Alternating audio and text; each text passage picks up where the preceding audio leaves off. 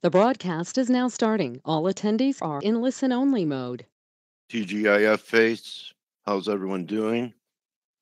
How do you feel about the NFP? Well, this is what I think. NFP, no frickin' problem. Bring it on. Everyone ready to react to the reaction? You know, it'd probably help you if you had some of these technical areas that you get as a subscriber. So let's see, you have a half an hour before the NFP. And you get to hear Amanda announcing our webinar online. So you have a half an hour to see what all the five guys are thinking in here. And it's interesting, we've been talking about this on Twitter. Why would anyone sign up for Elliott Wave or separately harmonics or whatever the methodology is and pay the same or more for one methodology, one analyst instead of five? And not five average guys, some pretty talented trading minds. Okay, good weekend and the end of the year to review if you're happy with the account you're trading, the broker you're trading with, if you like the fills, if you like the leverage. So you get all of these push alerts as a member. So give Trent and Justin a call. They're sponsoring this webinar so you guys can listen to us every day. I know a lot of people get a lot out of face. So, even if you're not a subscriber, you could call Forest Park FX and find a way to get a rebate from your broker, especially newer traders who are not aware of that there's a piece in it for them that you could use either to pay for your subscription or get a check. Okay, so, all right, let's get to the markets here in front of the NFP. And I know Blake wants to get out of here before the number. On Fridays, I reflect on the week, because how we close this week is how people voted with their wallet. So I look at the dollar index, and it is about 40 points lower on the week. 97.20, so 35 lower. The off number is 96.94. We're 10 under it. So this could be a pretty important number, especially if we take out Blake had a number of 96.40. That would be the first danger signal that something's going on. And as you can see, yesterday we tried to put in a higher low. So we'll see if we're just going to roll over on this. Someone want to talk to me? Okay. And compared to the dollar, the U.S. dollar yen had a pretty negative week. I know it recovered with risk coming back yesterday, but, much more negative week than the dollar did. And I tweeted this, take a picture. There's a pretty classic 3-drive in U.S. dollar MEX. Okay, pretty negative candle yesterday, and really not coming back much. So the top may be here. We took out some stops over these highs here. This you could probably risk all these highs here over 21, but now it shouldn't take out the high of yesterday's candle. Something else to consider, even if you missed this, it may just be starting 1980 is possible, get some type of fib retracement of this wave. Okay. And the S&Ps, I forgot the name of the ride in Disneyland, something, Mr. Toad's Wild Ride.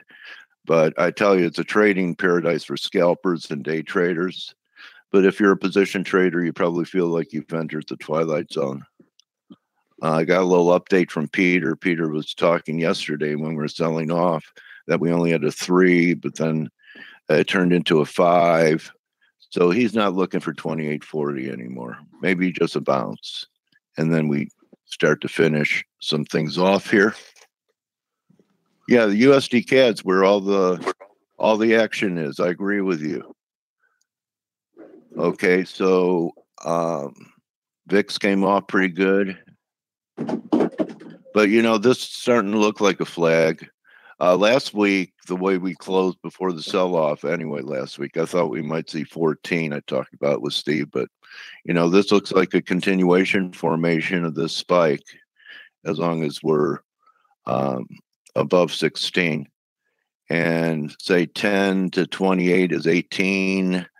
And so 18 from here is 34. If you want to get real bullish, you tack on 18 over this high and you get a 43 VIX. So washout still may be coming there.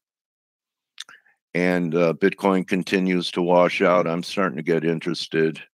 Let me buy a Bitcoin related ETF. But don't say anything, Steve. Okay. Oil held yesterday. You have to, give it credit. Held yesterday, trying to hold here, looking more and more like a bottom. And gold, gold's interesting because this is a major breakout if we start closing above here, but it's struggling up here. And in fact, one of my favorite formations is developing in gold. So, pretty good days so far, but check it out. One.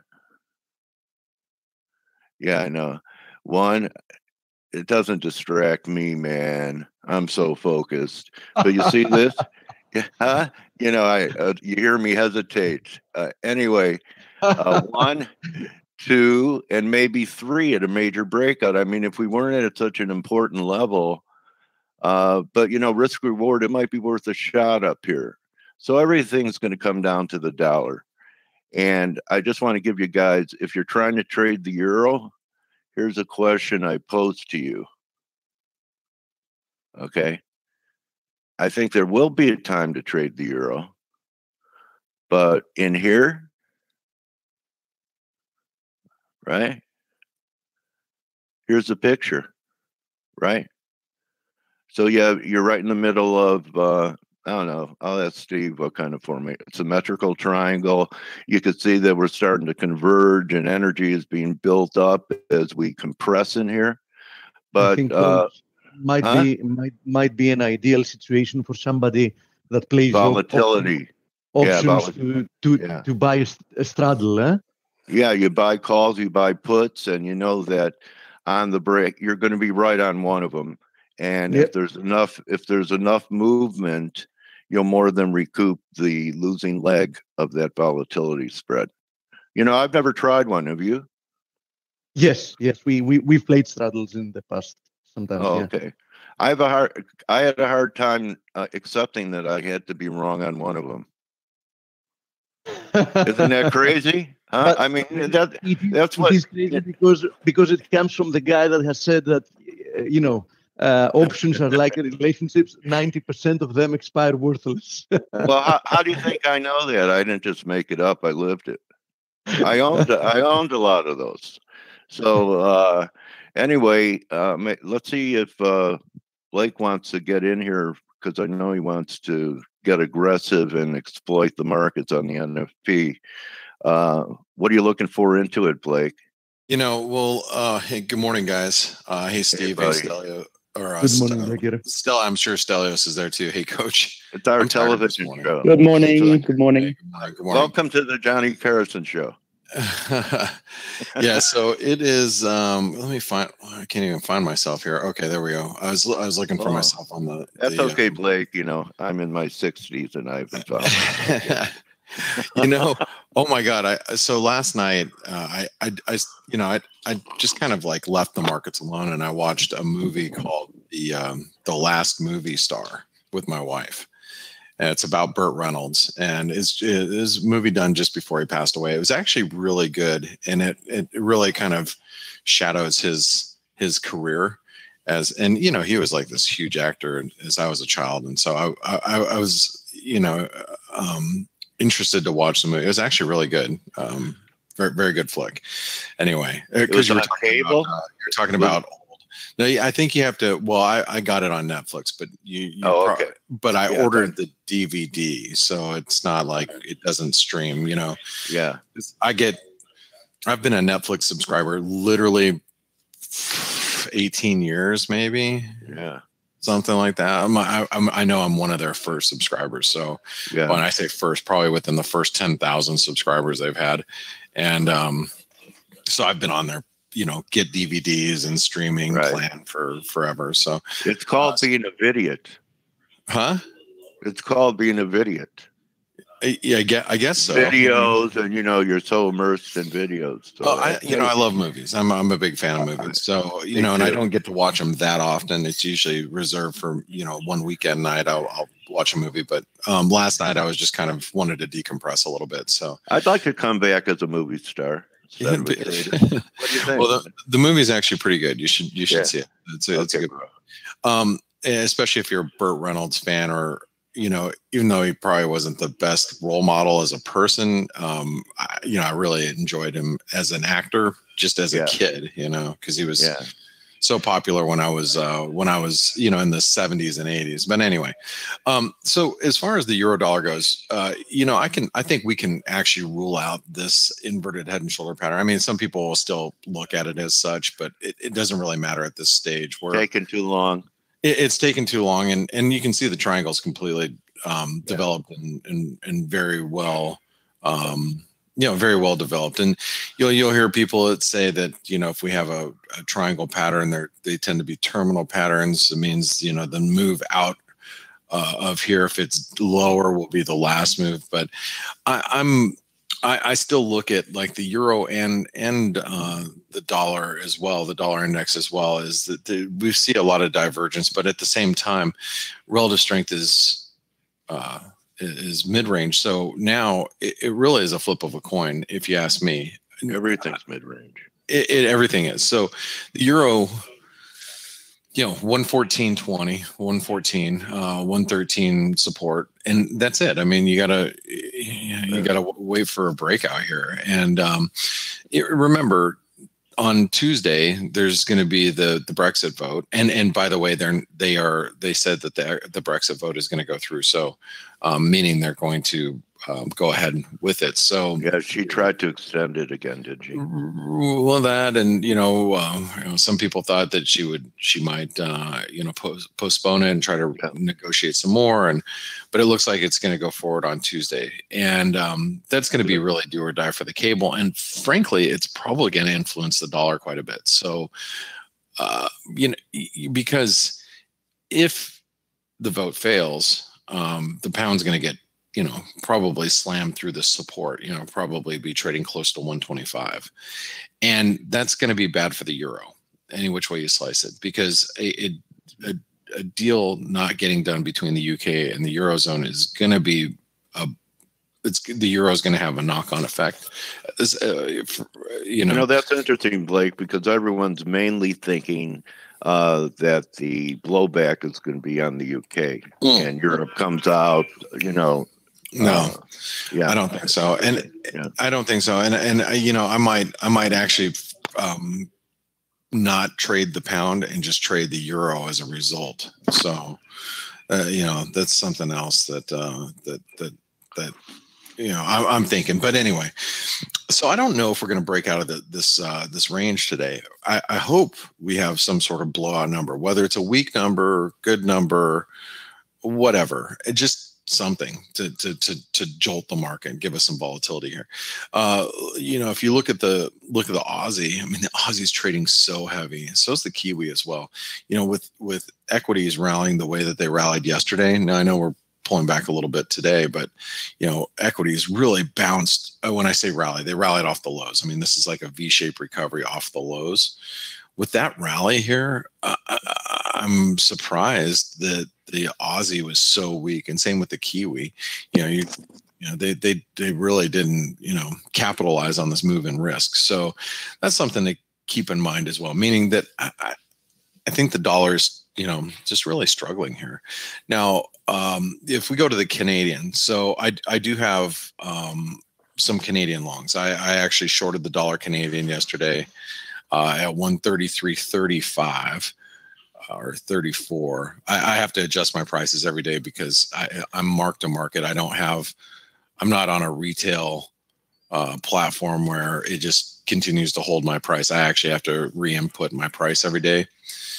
Because my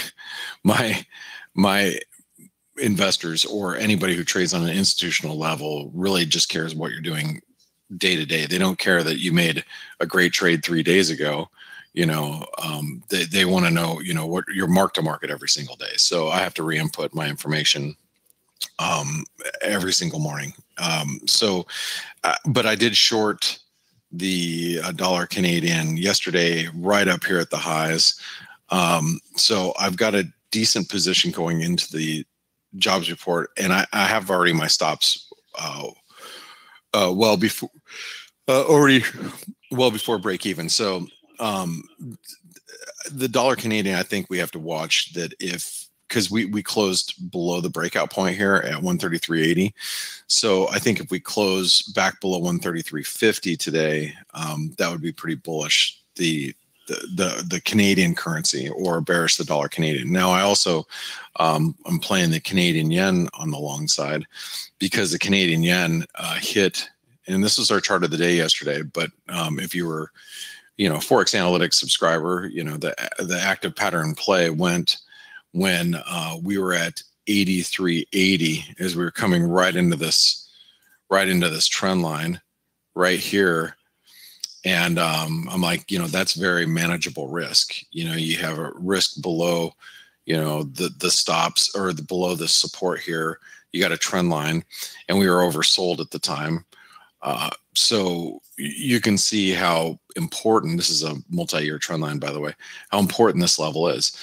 Now, the caveat to like the Canadian right now is that you have this OPEC meeting, and by the way, from what we're reading right now, as far as there's a deal, there's no deal. If there's a deal, it's the cut is not as much as it should be. Iran's in, Iran's out. This OPEC meeting is a real big circus show today. So, but what I've noticed with crude, just keeping an eye on crude, not so much on the currencies around it, or like the Canadian or the Norwegian krona, or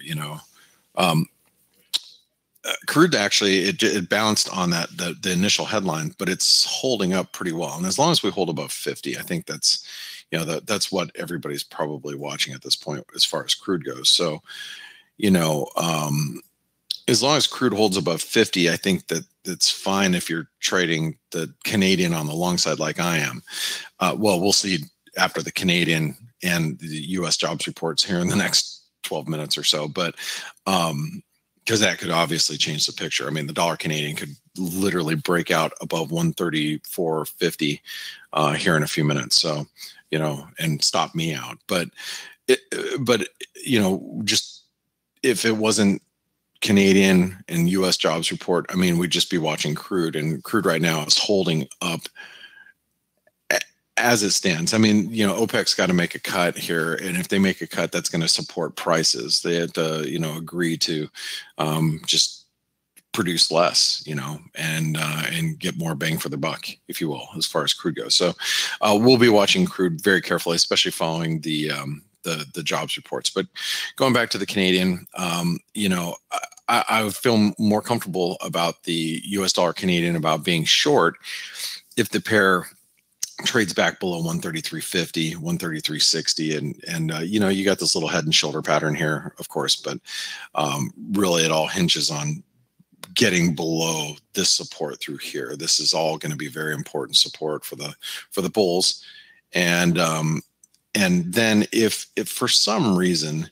if let's say we do see a reversal in the dollar Canadian, then you're going to be looking at a much bigger double top, false breakout that should lead to a breakdown. I don't want to get ahead of myself here because I can see the opportunity and the potential of it. I'm not excited unless we get and close it below 133.50. Then then it starts looking really rosy as far as this big double top here, you know, big double top through here. And then, whoops, I didn't mean to do that. Let's flip that back. Okay. And screwing up this chart. So anyway, a big possible double top here, but we have to get much lower. Last but not least, the dollar yen. So, you know, equities, and I'm gonna talk a little bit about the S&P. So the S&P hit this and I tweeted this out yesterday. I mean, we hit this long-term trend line, and we pushed just below the lows yesterday and then bounced. And knowing that the dollar yen did not break down below this support, I was like, oh, this equity market's going to bounce. And that's what also cued me in to buy the Canadian yen, by the way. It was, you know, a multitude of things, but, you know, S&P held that long-term support. Okay. Dollar yen. Contrarian you, Blake Morrow. Well, the dollar yen wasn't breaking down, right? The dollar yen, I mean, it did exactly what the S&P did. I mean, look, it was still hard to buy something that would end up being risk on at one point yesterday. It was. I mean, that's what I mean. You had to wait up, you know, until we got back to 1240, right?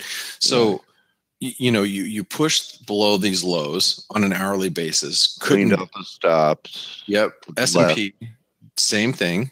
Yeah. Right. Same thing. Yep. Cleared out the stops, went below the trend line, and then started to reverse. And once that all happened, and you started to see the bids come in, I was like, man, this dollar yen didn't reverse, and that was my cue. It's like, okay, time to get long the Canadian yen, knowing what I knew about OPEC was happening, and I thought a cut would already have been announced already. But anyway, those are just some things that I'm paying attention to now. Again, I'm going to reiterate before I turn it over to Steve and Stelios this morning. We're in a really tight range, a big triangle consolidation. And if you look at the euro, if we start stalling above 114 or we start stalling down at 113, in my opinion, don't get aggressive chasing into these levels, you know, because if we here, let me just grab a arrow. We get up here to 114 and we start to stall, or, you know, we get down here to 113 and we start to stall. You got to realize there's so much support and so much, you know, support, so much resistance through here that we need a real clean break by the end of the day, above or below, to get directional. So yeah, Steve would say, Blake, that a formation like this statistically is going to move in the direction of the prior trend. Yeah. So in this case, it would be lower. Yeah. Was that a pretty good interpretation, Steve? It is. And then you'll hear other people will say that triangle patterns like this are terminal too. So if we break down, that's one more spike. There might be another spike lower, and then that'll be it. You know, and that's entirely possible today. It's you know, I definitely can't rule that out. So, but I've seen them happen both directions. I mean, you know, when you're dealing with triangles, you're dealing with more of a 50-50 chance, maybe 55-45 chance. So it's not like, you know, 90% of the time I see it happen this way. I mean, I've been looking at, you know, the markets for, you know, trading them like for over 20 years, and I've seen it, you know, every which way but sideways, you know. Yeah. So, well, you know, I did a Vulcan mind meld with Steve Volge. Good. And I had to let go, Blake. It was so you should have. I mean, it would have destroyed you. Yeah. the brainwaves coming through. So speaking of the Vulcan brainwaves, Steve, how are you doing today? I'm good, mate. But by the way, I'm not so enthusiastic about looking this as a symmetrical triangle, simply because the price action that precedes it is not like a clear downtrend. So if we were talking about this triangle that, you know, developed after a strong move lower, yes, in this case, I was like, if you remember, Coach, I was very certain that there will be a continuation Hey, lower. Steve, while you're explaining that, I got to go. I got to get rolling. So, hey, you guys, good luck today. Okay, Blake, Good good luck. on you, Good Blake. luck, bro. All right. See you guys later. All right. Okay, bro. But the price action that has followed what we've seen here It's is grinding. Yeah, it's grinding. So in this case, I'm not really treating this so much as a symmetrical triangle, but just as a consolidation. And I really don't have a strong bias one way or another. I think, there is an equally good chance that it can move to the upside, and seeing the rest of the dollar pairs and how hard of a time the dollar has lately had in sustaining the upside momentum we were showing the DXY yesterday and the day before yesterday. I would really not be surprised at all if Euro USD pushed higher, for at least a period of time. Now, regardless if it pushes lower, yes, I'm not going to be looking for a big continuation. I can tell you that much, because as we had said when we were looking at the DXY, even if the DXY manages to hold this pattern and it pushes higher, I don't believe that it's going to push higher more than once again before a deeper correction lower. So so either Euro USD breaks to the upside from where we currently are, or perhaps it can, as you said, it can violate the downside, for a short period of time, get a lot of people emotionally get involved to building positions short at the worst possible point in time. So looking at the medium-term picture, I would say that I'm expecting DXY to correct lower, even if that happens after a thrust higher. Now, seeing the seeing how the data come out from the US lately, I would have to say that intuitively, if I had to bet on what kind of a surprise the NFPs might produce today, I would say that the chances are higher for a negative surprise. So personally, I think that there are somewhat of higher chances of seeing the print come lower than the market is currently expecting. Stelio, I think that the market is expecting 200K for the NFPs. That is correct. 200K NFPs. Unemployment unchanged. Obviously, we also have average hourly earnings, which is important. Which is important indeed. So if I had to guess lower or higher than the 200K, I wouldn't even think about it. I would go for lower, right? Although don't forget that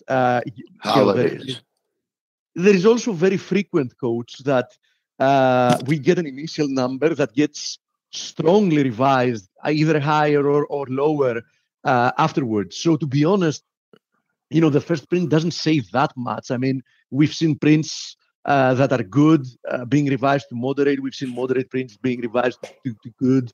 So, but as I said, I think the chances are tilted for a lower print. We've seen weakening of economic data, although employment is usually a lagging indicator.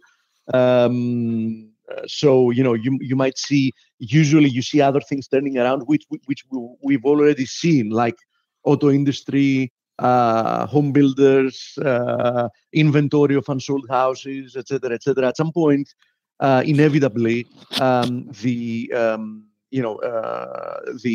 job numbers are going to follow. And don't forget that every single time that we've gone into a recession, when you go in a recession, you go from a very low unemployment, and usually when the recession is over, you start from a very high unemployment. I'm saying that because counterintuitively, I'm saying that because counterintuitively, I've heard some people that even go out in channels, speak about, the economy and speaking about the employment as being a leading indicator, like, how can we go in a recession with 3.7% unemployment? What do you mean? You're going to go in a recession with low unemployment. You're actually going to finish the recession with a very high unemployment rate. That's how it always happens. You're going to go in a recession with very high stock prices. You're going to finish a recession with very low stock prices. That's how it always works out. And you hear some people that they're even getting paid to give opinions that haven't even realized, or anyhow they're probably they're probably numbers are out. 155 And also revision there you lower, go. 237 lower than 250. So the revision is also lower. Good guess, Very Steve. Canadian, look at the Canadian numbers. Oh my God.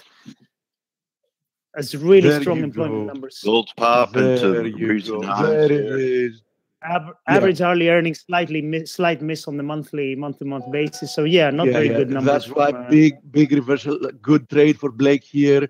I liked his trade because yes, we saw a fatigued move higher. I was expecting that we can definitely go to 135, 50 to 136, but we might do it from lower. I did expect, as I said before, that the chances are tilted towards weaker employment numbers. And I do think that these might actually be the data that will break the dollar's recent trend higher. So this might be the catalyst for us to see a lower dollar and perhaps a continuation of the rebound that we saw near the end of the day yesterday in stocks. Depends, though, how the market wants to take it, because as I remind you, and I said that yesterday very clearly, the market was expecting two things supposedly that would help equities recover. One of them was a more dovish Fed, and the second one would be some relief in the U.S.-China relations. Right? We got both of those, and despite positive news on both aspects, the market seems to be worried. I forgot to mention yesterday, and it would be good if we had Blake here because he has a. Stelio, see if you can pull that up or ask it from Blake on Skype, please. If you Which can pull one? it up. We forgot to mention, Stelio, that we've actually already had an inversion of the yield curve up to 5 years of maturities. So, Yes. the market is starting to get really worried because the yield has not inverted completely, but already the short end of the yield up to 5-year notes has inverted. And, in almost in every case that we had inversion of the yield curve, that was preceding a recession, and definitely that's not good news, right? And the reason why that happened is the following: by the Fed changing the rhetoric, they in essence put a ceiling in the short-term rates, because when they started now saying that we're very close to the neutral rate of what is now considered like a neutral rate of for the Fed funds rate, in essence they put a ceiling somewhere like between 250 to 75, somewhere there. So the 2-year yields or the up to 1 year bills are obviously not going to go above that, right? Which means that if we get any strengthening of the bonds that follow that, we're going to see an inversion, and that can easily happen if the market starts pricing in a slowdown and the Fed needing to cut rates. So we're seeing a breakup in the Euro USD, as you see from this trend line. If we go to the USD Swiss, you know that I've had a short position here while we were consolidating, because this was an obvious B, at least B, if not a 2, we'll see, in my opinion. So USD Swiss, I think, is going to confirm today the breakdown from this pattern. Obviously, the pound has held once again this support. I wouldn't be jumping on the pound for obvious reasons. But as you see, there's a good chance that the USD index, the DXY index, is going to confirm today the break below this channel. We see an acceleration already. Let's see what the USD yen is doing, because I have a feeling that the USD yen might also today confirm. Yesterday, it was about to, at some point, it was showing like a very high likelihood that it's going to close below this trend line support, but it did recover to barely close right on it. If we do see, though, today, another push lower, I doubt it that it's going to avoid it for a second consecutive day.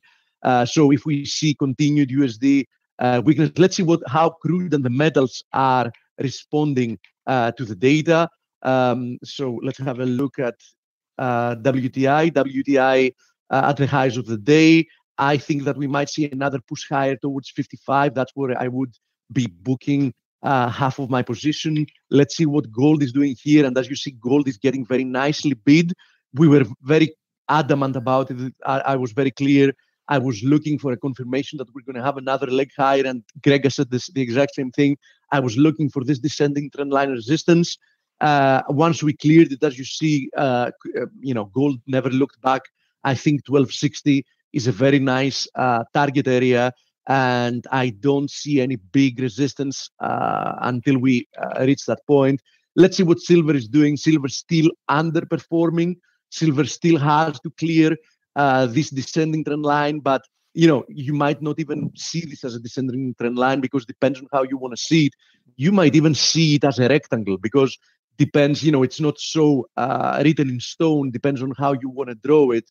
Somebody can look this as a rectangle as well. So this is one interpretation, this is the other. One thing is for sure, if this rectangle breaks to the upside, then we trigger a triple bottom formation, in which case you would expect an extension of the same height. So this is, this rectangle has a height of, let's see, 1480 roughly to 30. So it's $1, in which case you would expect a move higher towards 1580 if we close on a daily closing basis above 1480. Anyhow, silver underperforming. So if you want to have some exposure to one of the metals, why not doing with gold? Why not go with the stronger of the two? Now let's see other markets and what they're doing.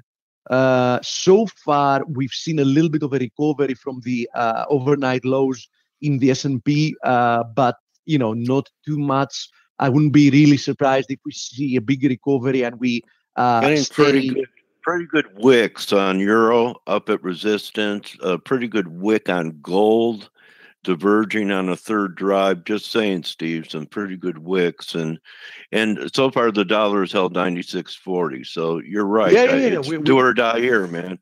But people sold into this stuff. They sold that euro rally.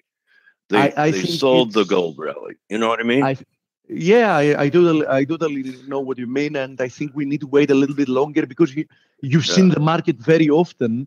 It needs some time to digest the data, interpret the data, decide how it wants to interpret the data. Because, for example, now we have so this is more economy negative data. So now the market needs to decide, okay, are we more worried by the fact that the clouds have started gathering up and they point to a possible recession, in which case we shouldn't keep on interpreting negative news as positive, because a more dovish Fed might not be enough to actually save the day? Or should we have a little bit more faith that this cycle can go for a little bit longer, as long as the Fed remains more lax in monetary policy? And in maybe, which case it's counterintuitive. Most people think that would be bearish the dollar, but normally currencies and economies weaken more during a tightening cycle, right? So if things are going to let up on that end, it might keep the dollar strength and the economic strength, like you said, stretch it out another few quarters. Let's see. I'm quite hesitant. I'm quite hesitant. I mean, I'm pretty pessimistic. But yes, it is doable. It is doable. I mean, we can, one way or another, we can see this getting pushed forward, a couple of quarters or whatever.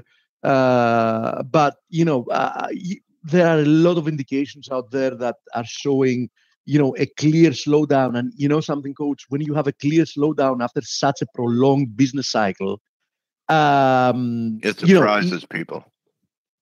That's one aspect. That's one aspect of it. The other aspect of it is, you've run out of good reasons to keep it going. You know what I mean? I mean, the economy has already run, its natural cycle. It has prolonged it due to extraordinary monetary conditions, and it's running on fumes now, right? And we need to see how long that's going to last. Anyhow, time will tell. Yeah, time will tell, but I think we're going to know rather soon. Okay. Okay.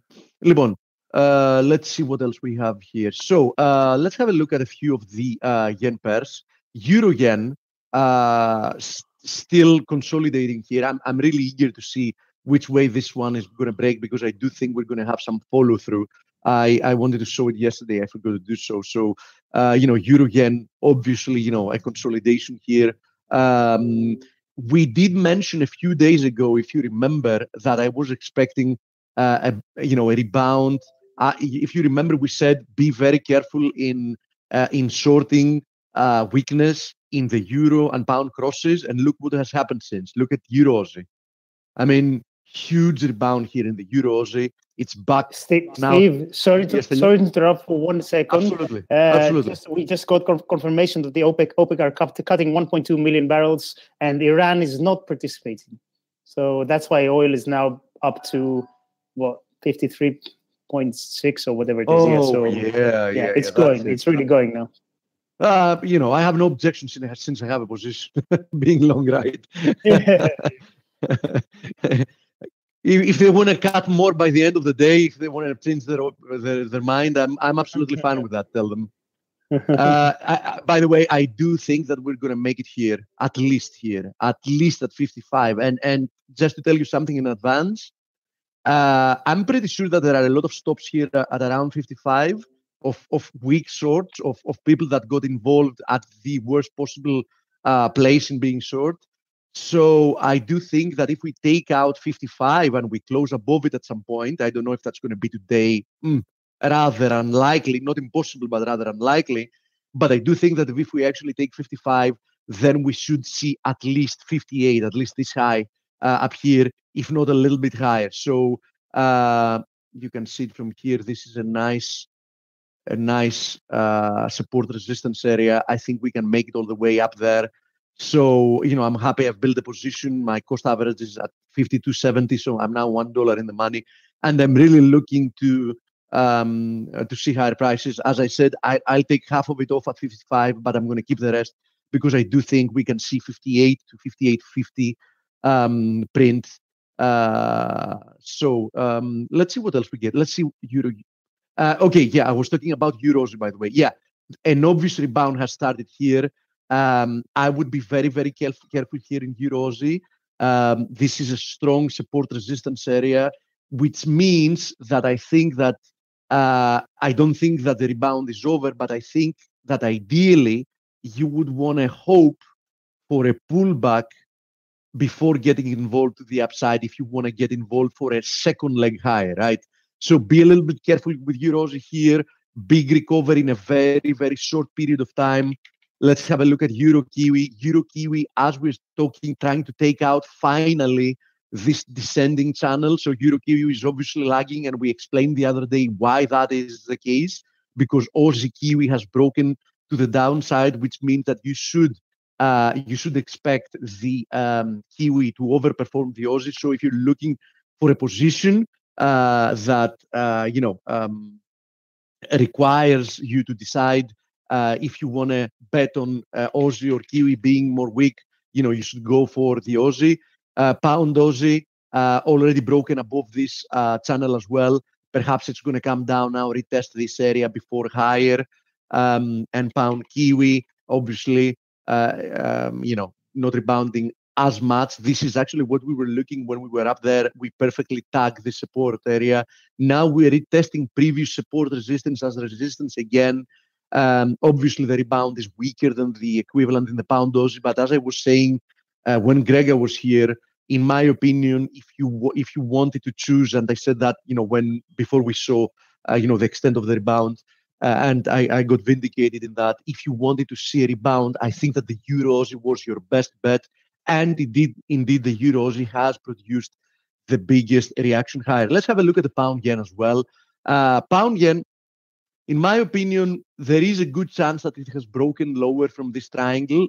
But on the other hand, I'm a little bit cautious still. Why? Because it's still holding this horizontal support resistance area. So for me to feel more confident about, opening up a lot more downside, I want to see this 143 area being taken out. I want to see a daily close below 142.90, 143.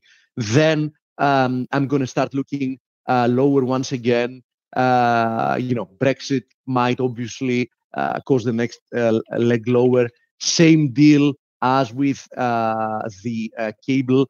I'm still of the opinion that the cable has a much higher chance of pushing lower once again before some bigger recovery starts taking place here. So definitely, if I had to be something, the cable short or long, in the short term it would be short. But I will be looking for a spike lower and a big shift. I mean, a big extreme in sentiment, everybody turning like massively bearish again, because I think that's going to provide us with a nice opportunity to finally buy the pair for a big rebound. Because when the whole market is going to be looking lower, I think that's when the cable will have the ability to produce some rebound much bigger than the market will be expecting. Of course, some kind of news is going to end up triggering that, but you can't know in advance what the catalyst is going to be. Regardless, now that some time has passed, we see that the dollar, has already pared back its losses, and it's more or less unchanged on the day. So we need to see what's going to happen from here. If I had to bet, I would say that. Yeah, if I had to bet, it's a beach ball. Remember, Blake would say that about the yen. It is a beach ball, but I have to say that now that we have retraced the vast majority of the previous losses that we had intraday, coach, personally, I would be looking to sell here. So if I was a short-term trader, I would be looking to sell into this reaction after the initial reaction. So, I don't see the reason why I should continue higher. Although, as I said, this is not my specialty. I don't like trading intraday. So, for various reasons, because, Dow, for those of you that don't know, Dow is identified. I mean, there is no objection on that. Everybody agrees on that. He's the first person that actually developed the basis of technical analysis.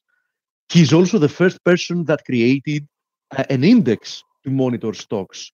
He's also the first person that realized that divergence is an important indicator. So not only Dow established, and Hamilton after him continued on building what is now called the Dow theory, because Hamilton actually put the principles that Dow had established in a rule set. Okay, so the reason I'm saying that is Dow was one of the important elements of Dow's theory was that trends are what is more important, the primary trends. He defined the market moves are primary trends, secondary trends, and minor trends. So what he was saying is that anything that goes below a secondary trend is just noise. So according to Dow, the intraday movements, etc., that's noise, and that's something you shouldn't get involved with. I'm not saying that somebody cannot be profitable in being a short-term trader. We know many of them, as an example. Paul is one of them, right? Blake is one of them, etc.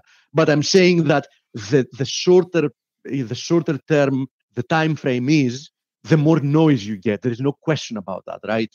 So I'm a proponent of looking a little bit longer term, because you see much cleaner moves, and you actually phase out the noise and anything like the news bombs and anything else that can actually destroy a position that other than that has sound basis.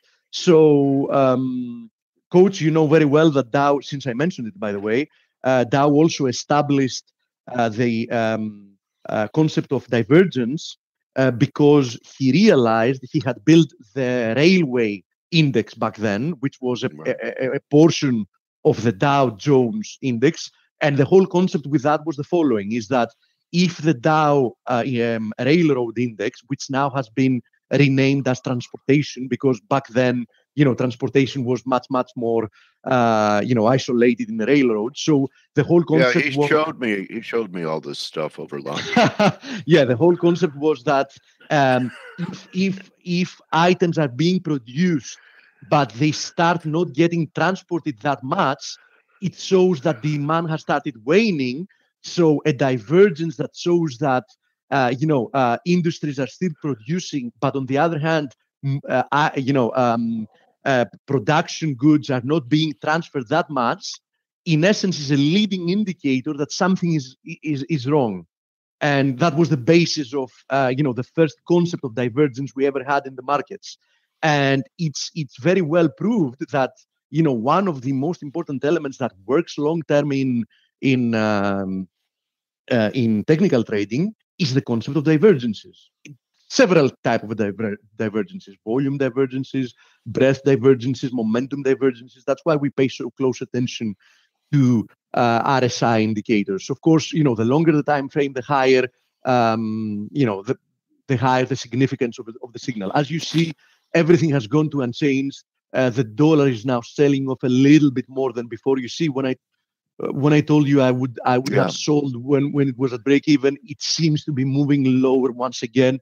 But the market doesn't really want to do much. What doesn't surprise me, as I said before, is I thought that the lower print for now might be interpreted as stock positive, and we do see that now the S&P has completely recovered the losses that it had overnight. So this might be the catalyst for somewhat of higher stock prices.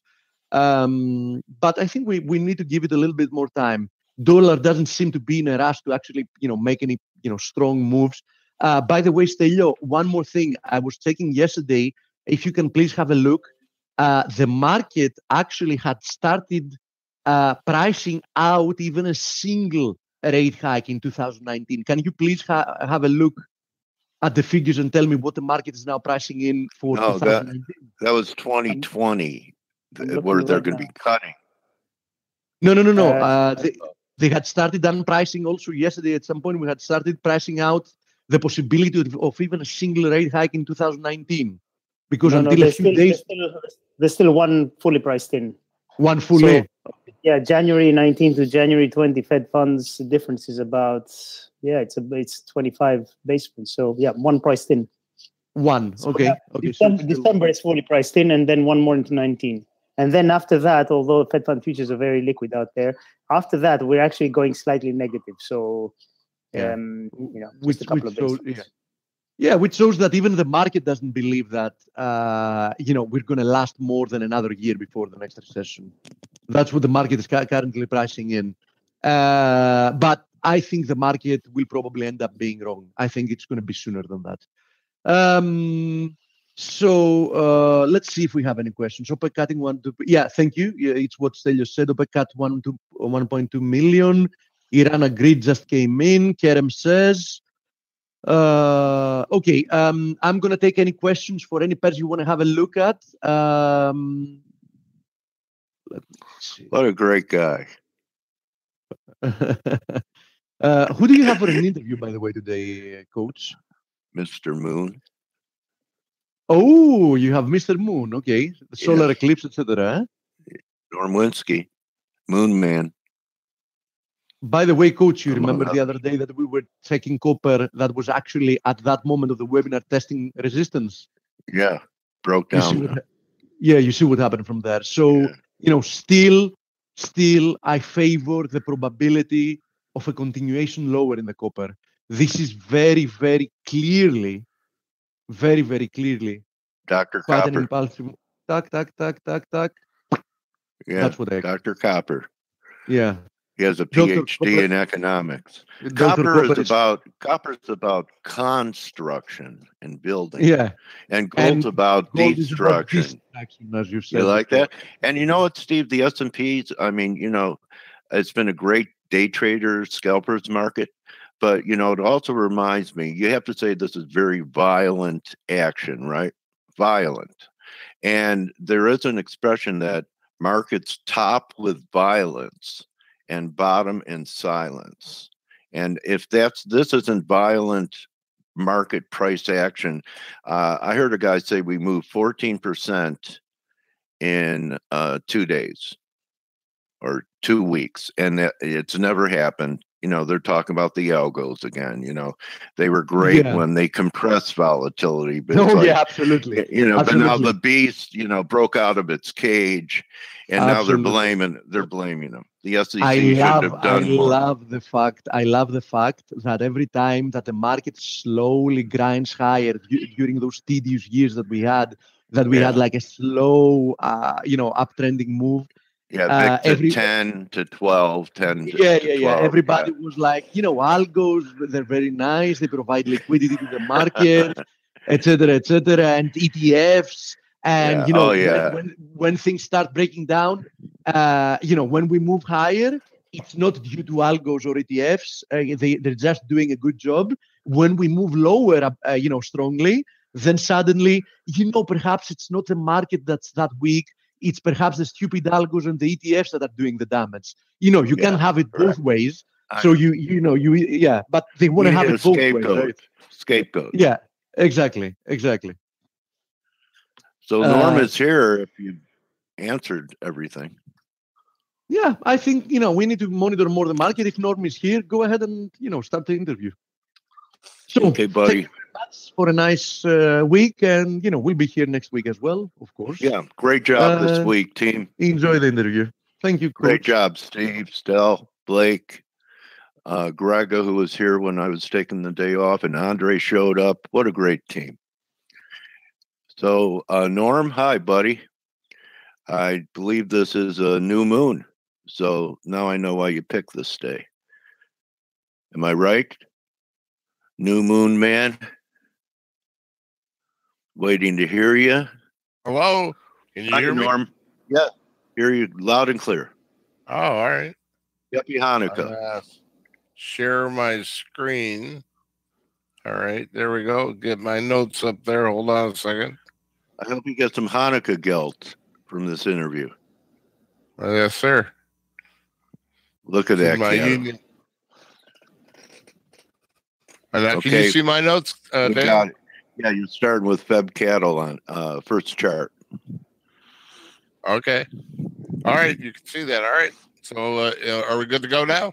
You might. Yeah, Norm is a former SIBO member. Went there as a young man, left as a young man. Just used to scalp. Got interested in astrology in college. He's one of the best in covering. He knows GAN. He knows a lot.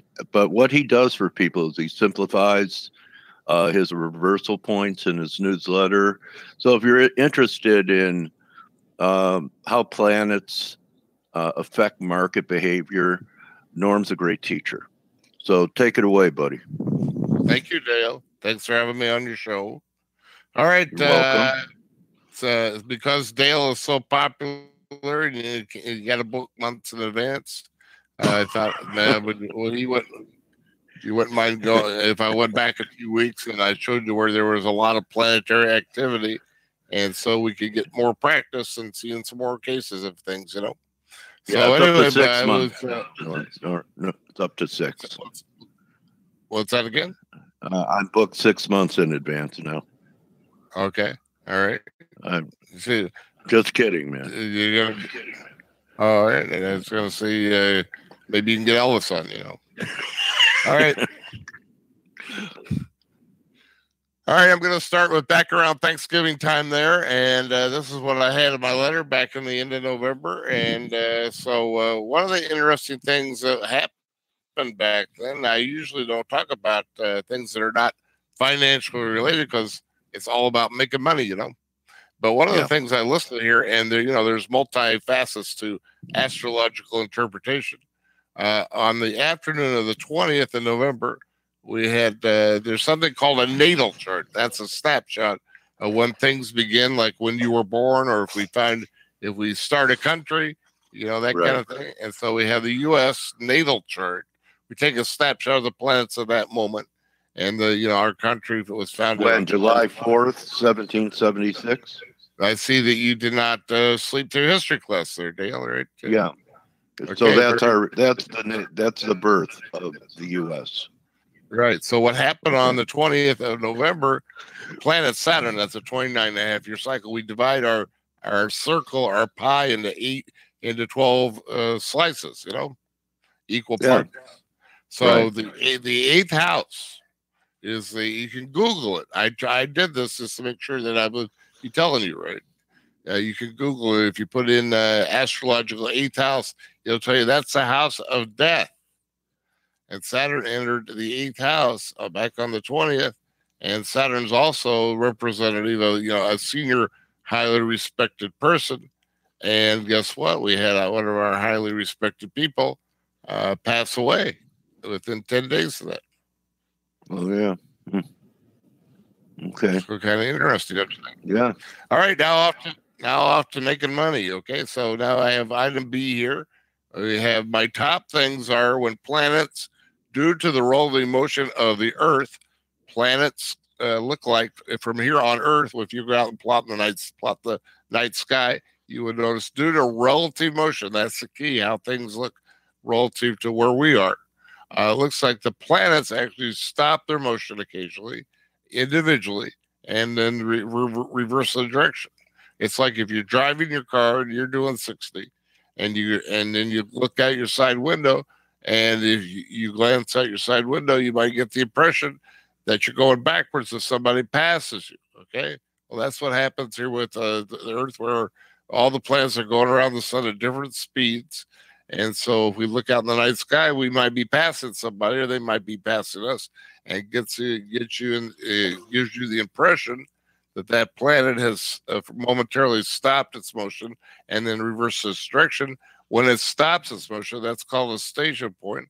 And there's two kinds of station points. One that stop to go forward, that's called stationary direct, and one to stop to go backwards, that's called stationary retrograde.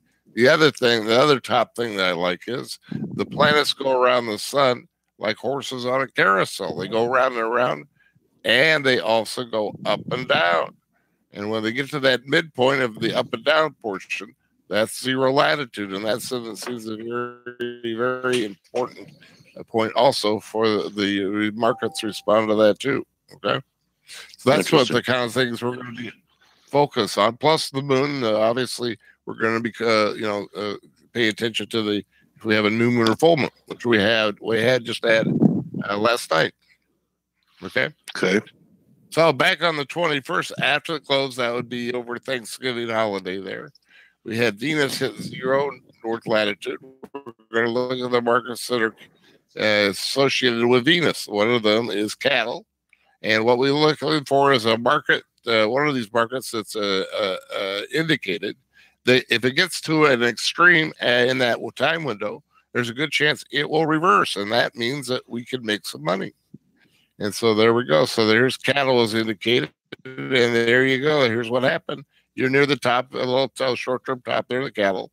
And I think I pulled back about 3 handles. And you might remember being on the CME there, Dale. I think that's good for about $400 per handle, right?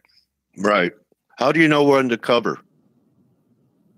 You just have to use some good trade management rules, Like trail a stop, or do you have any trailing stop, or if you get a nice clean, we don't really have an easy example here for the cattle, but let's go make one up here now. Let's say you're going up, like over here. Can you see my mouse? Okay, my hand.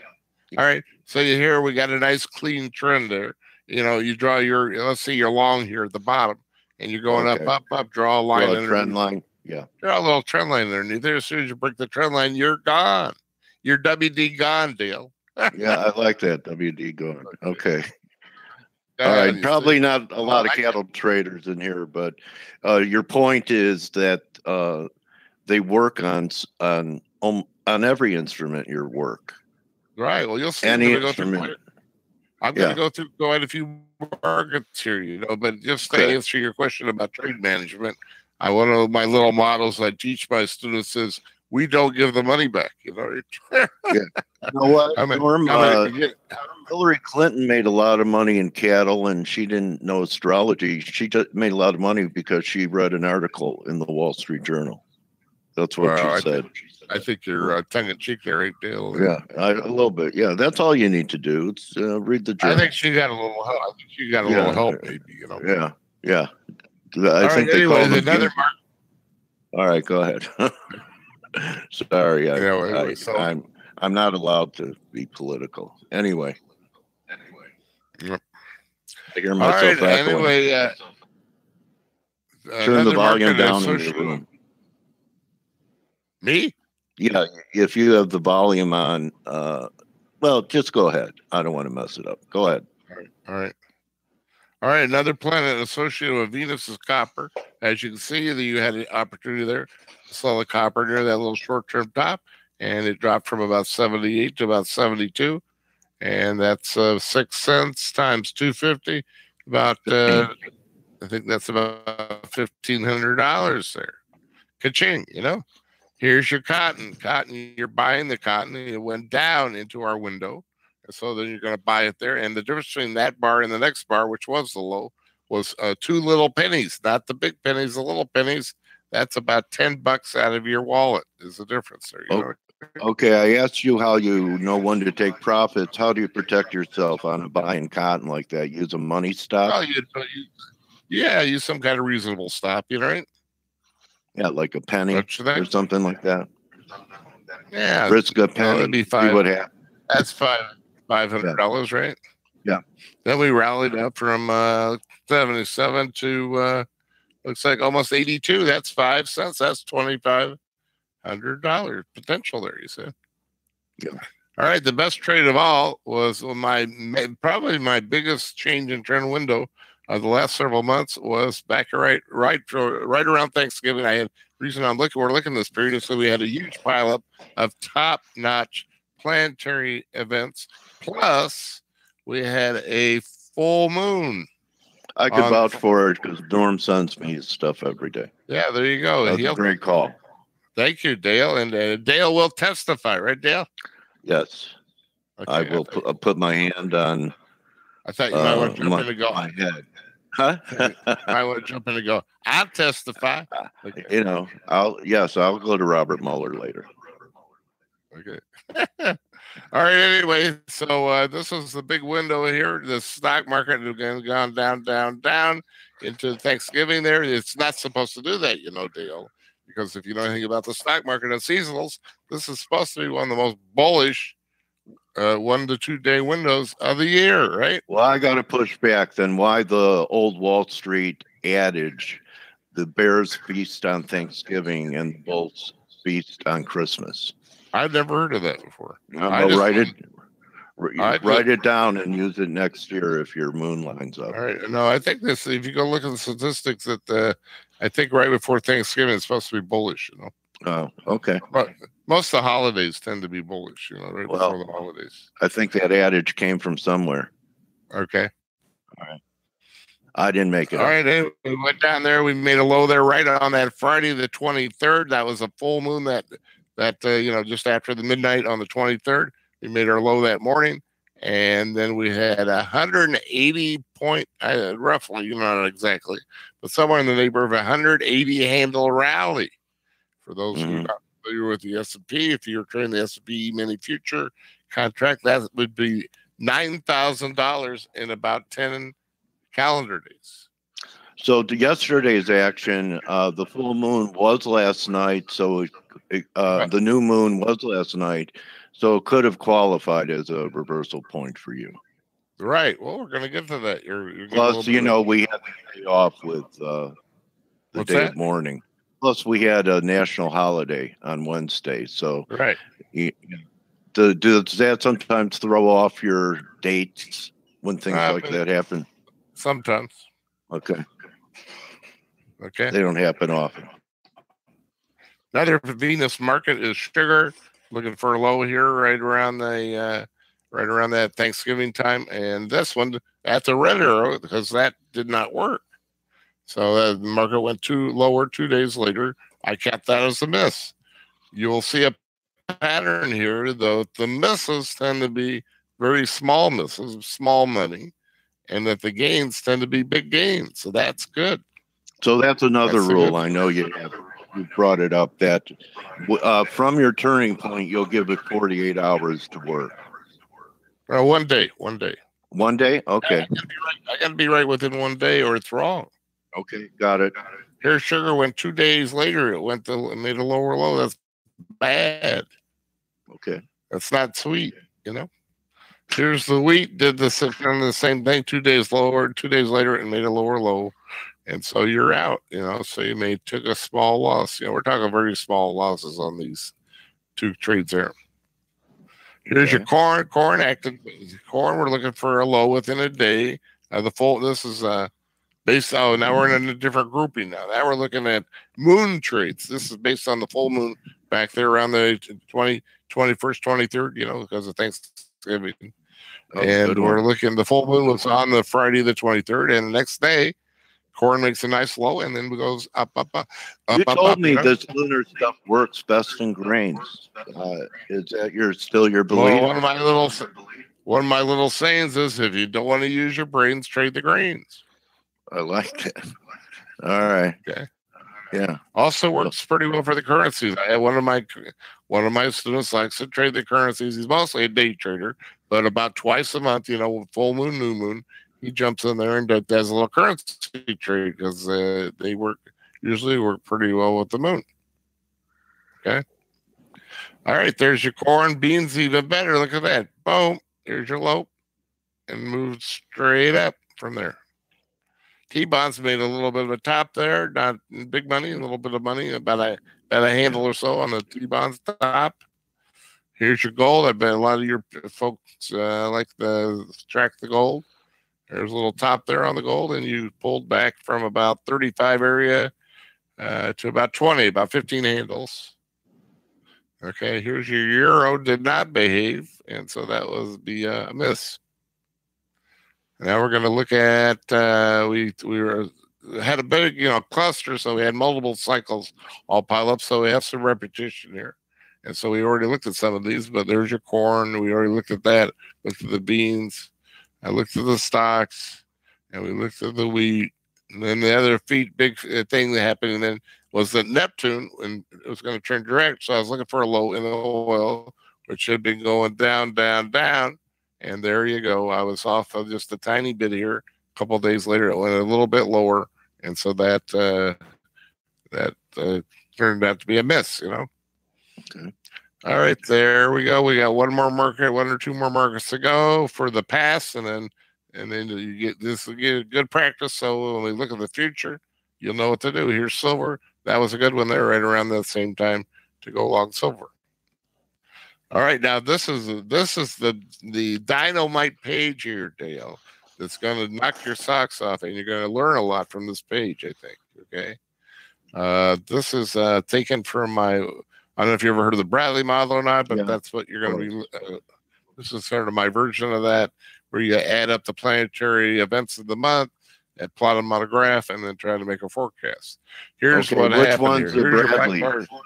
The blue lines of Bradley. The forecast is the blue line, and the black bars are the S&P 10-minute bar chart. Notice how the S&P topped in November right on the new moon. The new moon was on the 7th. That's the actual high was on the 7th. We pulled back, went back up, and did roll a retest on the 8th, and then we went pretty sharply down. The last couple of days makes this looks like a Sunday school picnic. Back then, that looked pretty significant, Yeah. Okay. So anyway, we went down, down, down. Then the next big event was that Venus was going to go direct. Well, the market bottomed just ahead of Venus direct, rallied right to exactly that weekend of the 16th, I believe. Mercury was turning retrograde, and the market tops. You were talking earlier about that the algos were running the market. Look at this chart. Are these the algos? Because these are the guys that are running the market. The Mercury turns retrograde, the market tops, and then we go down into my. They may have it coded in the algo, the Bradley model, and so forth. Yeah. You ever heard of Renaissance? You know who Renaissance is? Yeah. Renaissance is one of the largest hedge funds in the world. Yeah. They have, you go look at it in Wikipedia, they list that one of the people that they hire on their staff there are astrophysicists. Wow. Okay. So They have a could have nice this stuff in budget. there for 'em. What's that? They have a nice budget. Yeah, exactly. I think down. they've been managing about 35 bill or so, Yeah. plus or minus a little bit, Yeah. We All don't right, have to there we worry go. We about topped that. in. They can you get free bagels there, All right, you got Mercury. You got Mercury returning the retrograde. The market tops there. We go down into my big cluster right around Thanksgiving. Full moon on Friday the 23rd. Look what happens. We bottom right there. And then we take off for 180 handles on the S&P. Okay. So, if you're not watching this planetary stuff in the moon, you're trade blind, in my opinion. You might as well go to Vegas and at least get a free drink or a free meal out of it, Well, you're not objective. Why is that? You're biased towards your work. Doesn't mean that No, everyone else is blind. Dale, this is I'm telling you, I'm not blind. This is I once was blind, but here. now I see. I'm not saying it's not great stuff, but there's many ways to skin a cat.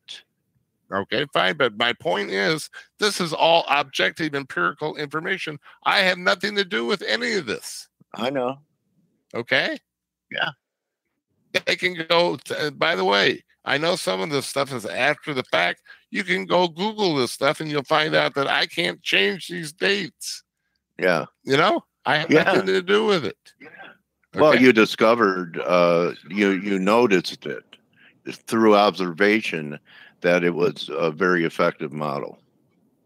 Yeah, right? Exactly. And you lay over your planetary work at these turning points, and it probably gives you even more conviction about the turn. How about that? I think it's the other way around. I try not to think and let the planets tell me what to do. Okay. The less you think, the better you'll do. Dale, you're an old veteran. When it comes to trading, the less you think, the better you will do. Thinking is dangerous to your financial health. I know that. Yeah. Right? I think so. Okay. I believe that the human brain is I believe that the human brain I believe that the human brain is wired to lose money. So the less we use it, the better you'll do. Okay. Okay. All right. Anyway, that's some little examples there how well this stuff works amazingly well. And if you were to learn this stuff, you would probably greatly improve your market timing. All right. So here's what we have now. Last night we had Mercury turn direct. Okay. That's the opposite of Mercury turning retrograde. Mercury goes retrograde about 3 times a year for about 21 days. So that's where we're at now, Mercury. And when one of these planets turning retrograde or direct lines up with a full moon, with a new moon or full moon, like we had back on the 23rd, we had these major planetary events all lined up with the full moon. You can see what the potential is there. 180 handles on the S&P is huge, right? It is huge. Yeah. So there we go. We had Mercury turning direct last night. This stuff usually works within one trading day. We could have maybe had a bottom yesterday. It's possible. I'm a little disturbed that the big rally on the close, when it does that sort of thing, it sort of like takes some of the wind out of the sails, and this thing may end up failing. Not too long, maybe a little bit down the road, Mm-hmm. But for now, we got a low in, I think, and we got a new moon. We had a new moon last night, and these things are all lined up. So you want to, on your Mercury, was in Scorpio, on the sign Scorpio. So you want to look at your Mercury markets are your greens, and then also because it's in Scorpio, you want to be able to take a look. This is going to be your shopping list, folks. So doesn't mean that you trade these. You look at your charts to see which of these markets are at an extreme. The bigger the extreme, the bigger the potential opportunity. It's Newton's law. For every action, there's an opposite and equal reaction. So these are the ones that have the ones with the biggest extreme have the greatest potential for a big reversal and for you to make some nice money. If it's stuck in the middle, take a pass, right? Yep. All right, so there's corn, there's your grains, hogs, and bonds, and your grains. Okay, that's then we have the new moon. Moon is also your grains, your precious metals, your financials. Notice I have FX there for your foreign currency and so forth. So that's your shopping list. Write down this shopping list. Look at your charts tonight. See if there's something that looks, appetizing. Okay, like you're going to show the dollar. So there are no extremes. It's moving sideways in this triangle that you're showing. So that means that you don't do anything in there because you don't have a trend. Exactly, dude. You got to see how simple this is. Yeah. Other times we had these nice ups and downs in the dollar. I think several of these would turn right on a moon. There. I think that's probably a moon there in early October, right? In the middle of October, I think that was probably a moon, and so forth. Yep. Here, I think I'm pretty sure that was a moon right there with the around the 7th of November. That was a new moon. You see, they had a nice low there. But it doesn't work every time, unfortunately. Not perfect, Yep. But when they do line up nicely, then you got something good, Mm-hmm. Okay. And then next week we have a big cycle cluster for the U.S., which means we want to be watching U.S. stocks, T-bonds, and U.S. dollar. That'll be lasting for a couple of days. And then it's all going to reverse on the 12th. So go the other way, okay? So that's pretty much it for the near future here. Give me a call. I got a free class. I put these in just because I know your folks like foreign currency. So there's your dollar, like you mentioned.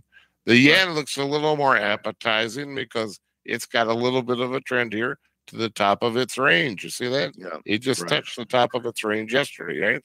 Right. And I don't know, this is probably upside down from how your folks see the market because I'm doing futures. Right. What's that? Correct. It's probably inverted, right? Yeah, But it's the same idea. Right. All right. Now, I've been, as you mentioned, Dale, I've been doing this for about 50 years, and including 12 years on the Chicago floor. I was on the CBOE and the Board of Trade, and I guess I got a little bit of experience. And so I teach my knowledge in my letter in about a 6-hour free class and 1-to-1. And you basically get a college education for trading in about 6 hours. And I'll teach you how I do these. My stuff looks complicated, but you latched right onto it, Dale. You said, oh, look at the dollars getting in a narrow range, or you probably don't want to do anything. You caught right on. So I'm telling you, there's nothing here that you can't learn quickly. And if you don't have to be smarter than a 5th grader to do this stuff, Dale. I promise you, there's no fancy formulas, no algos. I couldn't do that. If that's what this was, that would be way over my head, Yeah. I'm just a regular guy. Do what you know or learn from the best. Do what you know or learn from the best. That's what I say. Okay, I agree with that. And hopefully I'm the best, right? But we'll see. You're a great planet guy. What's that again? You're a great planet guy for your niche. You're very good. Right. And I don't know if anybody out there ever thought about studying Gann, but Mr. Gann was an astrologer. That's the big secret. So there you go. Now the secret's out. Okay, so this is Norm's contact information here. Yes, sir. There it is. I'm in chilly Florida. It's a little chilly here in Florida today. I actually got my heater on. You better go cover up the orange trees. Yeah, I don't have any orange trees. I do have a mango tree. Got a mango tree in my backyard. Every couple of years we get the mangoes. There's my phone number, 239-594-3939.